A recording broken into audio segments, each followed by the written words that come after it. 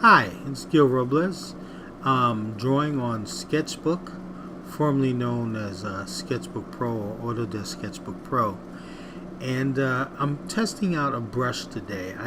Not testing out. What I've been doing is I go through my digital programs, and there's so many brushes on some of them. On Sketchbook, there are now a lot of brushes. Before, when this program first started, or when I first started using this program, there was a limited amount of brushes, and there was always the fun in creating your own brush.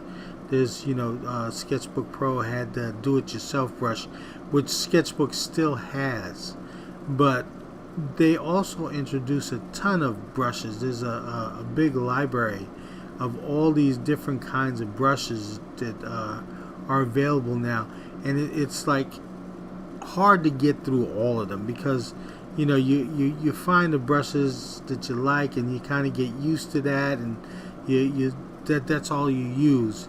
But every now and then I'd like to go through my program, especially Photoshop. I got a ton of brushes on Photoshop, and what I do there as well is I go ahead and I take some time, just as I'm relaxing, grab a cup of coffee, sit down, and go through the brushes, and sometimes make a list of these brushes that I find are useful, or that I really, really like. Then I might put a check or a little star next to the brush on my list, so that I would, and also indicate what I would use that for, whether I would use it for drawing or inking or painting, or I would say what kind of a brush it is. Is it give a kind of a wet look to it, or is it kind of a dry, chalky look like this brush is? And I think this is a soft pastel brush, or some such thing, but it's just one of the brushes that come with the program, so it's not something that I created. So I indicate what it is I would use the brush for, and so in the course of going through the brushes here on Sketchbook, I came across this brush, and I like the marks it was making.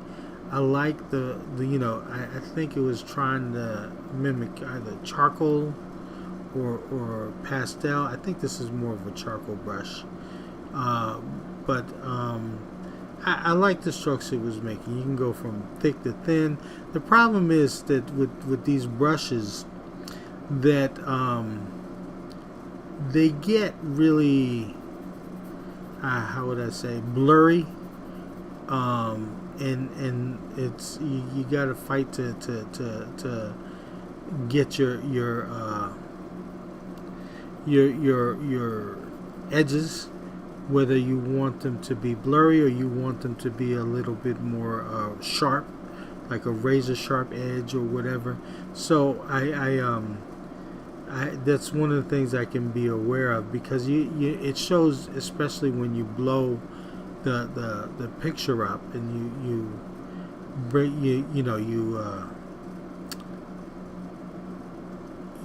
basically make it larger, and you when you do, you can see where it begins to blur, but for I mean it's not too bad, and it's just something that I have to keep track of. But it makes these nice lines. That's when you go thick. When you're going thin, like here, and I'm drawing very light, and I'm drawing very light. You can also change the opacity on this brush, but I'm drawing very light, and not getting too dark too quick, which is what I kind of want to do when I draw. I don't want to either make my drawing too dark or too light. I kind of want to sneak up on the details, sneak up on the finish rather than trying to get there too quickly. So I found this brush, like I was saying, and so I'm testing it, and I don't have any reference that I'm working from today. This is from my imagination. Sometimes a little bit uncomfortable, and one of the things that happens when I work from my imagination is that I don't work really realistically. It's more of like a cartoon or a comic book style. Now, nothing wrong with it. I love comic books. I love comic book art. So I don't want to be a snobby artist or anything like that. It's a lot of fun to do, and it's actually where I started drawing. I really when I first started recognizing artists, I was recognizing comic book artists as a teenager, and or as a preteen, and when I used to love to collect comics, and I actually followed the artists. I didn't follow the stories or the characters as much as I followed whoever was drawing a particular book. And my favorite at the time was John Buscema, and still among my favorites, if not still the favorite comic book artist that I have. And I just learned so much from his books. And I used to like his Conan's, Avengers, Thor's, whatever he drew, the Fantastic Four. And so if this comes out looking a little bit like him, first of all, I would be pleased. But second of all, that you would clearly see that's who was a big influence on me. So anyway, I do rely on this comic book style when I draw from my imagination. Lately, I've been trying to get away from it and trying to draw realistically, as if I was drawing from a model in front of me. But it's comfortable to do this, and since I'm only trying this brush to see how well I can pull off a drawing, I'll do that. And then my other YouTube channel, I actually take this brush or these type of brushes here on Sketchbook a little further. I started using the pastel brush, but it was similar to what I'm doing here. I did this first, and so what I was learning from here, I was trying to translate into something a little bit more ambitious. But this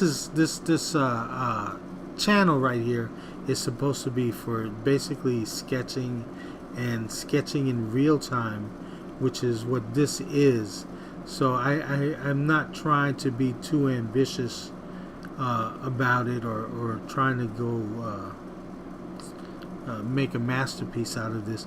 I just want to have fun sketching, and that's what I did this channel for, is just to have fun, because the other channel is a lot more work. And even though I'm mostly doing portraits, I'm going to introduce some other stuff that I've done as well, as far as more of a full-blown illustration, and that includes more than just faces. But I kind of like drawing the human face. It's fun for me, and it's fun to make especially faces like this, which are extreme faces, or just to draw a face more realistically and try to get something of the person's character in there, and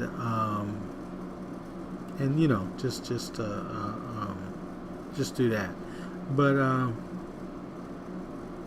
yeah, but this is like I said, I'm not trying to be too much of a snobby artist here. I have a lot of different interests as far as art is concerned, and I like to be able to, when I do things on this channel, to just be me. Not there's a lot of advice about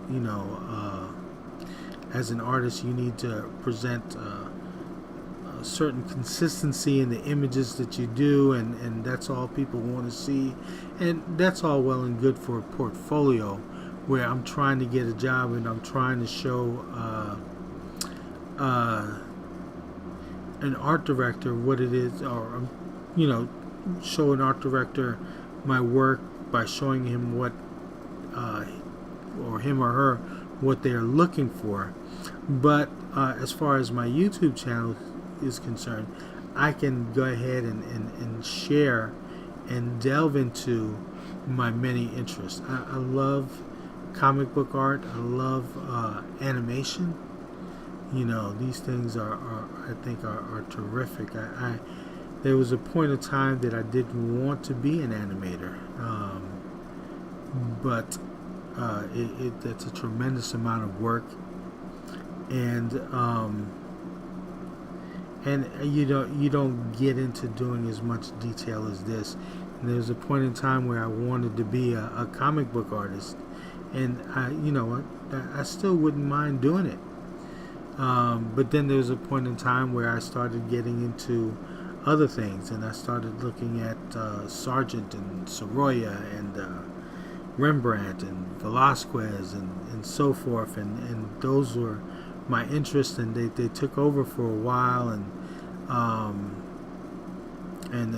it's a long road trying to perfect your craft, trying to get good at something, and it's a road which I'm still on.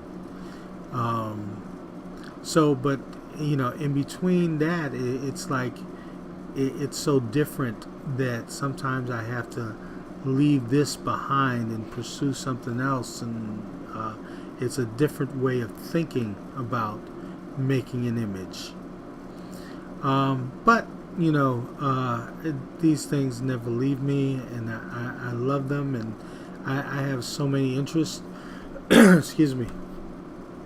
And the good thing about YouTube is and these quick sketches is that I can explore anything that I want, and working from the imagination. I mean, if you think about it, if you look at the stuff that was done by artists in the Renaissance, and there's tons of stuff that I mean are based on myth and mythical creatures and so forth, that you need an imagination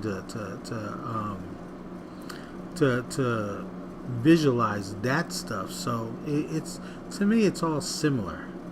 And I remembered going to the Metropolitan Museum of Art, and this was many years ago, and at the time there was a collection, there was a viewing, or a show on Leonardo da Vinci's drawings, and pages from his sketchbook and so forth. They were very beautiful to look at. But as I looked at one of as a few of his drawings, there were sketches of mythical creatures. There were sketches that he was just having fun with. There were sketches of people that that looked like this guy. Well, I can't draw like Leonardo, but they were exaggerated. They were caricatured. They were it looked like he was just having fun, poking fun at somebody, maybe, or maybe just coming up with the thing entirely in his head. But there was the conversation was not between him and the whole world. It was between him and his sketchbook.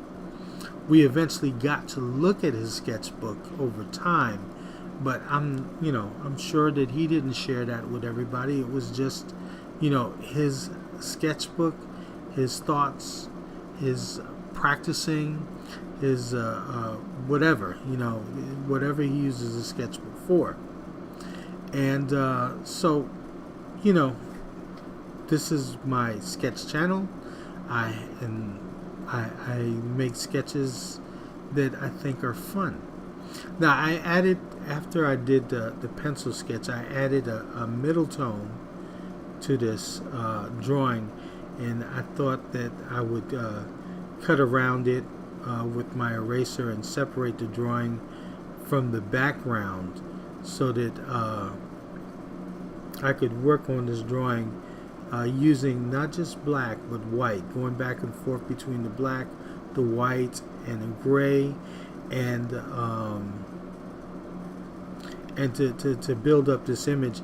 And because this started presenting to me, like just working with this brush, new possibilities. And that's why I think, it's a good idea that if you have these programs, and I have a ton of these programs. I have different programs. I have Sketchbook, I have Rebel, I have what is that used to be Manga Studio. It's a Clip Studio or something like that. And I have Art Rage, I have Photoshop, and I have all these different softwares. It's a good idea to look over the brushes that you don't use, and you begin to see new ways you can develop your image, and you can include it in your arsenal,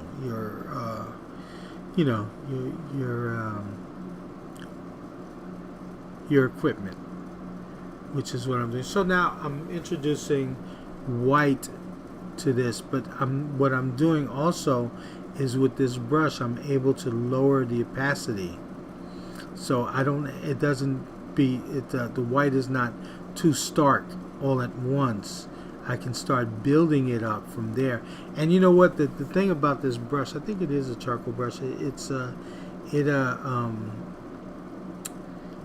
leaves a kind of grain as if it was on a kind of charcoal paper. So it kind of looks neat. It looks it makes it look. It gives more that feeling that you're using the actual material and not the virtual material or the virtual media. So it like I said, it opens up new possibilities, new ways of developing an image, and also it just became fun. It became fun. I mean, imagine doing a comic book like this.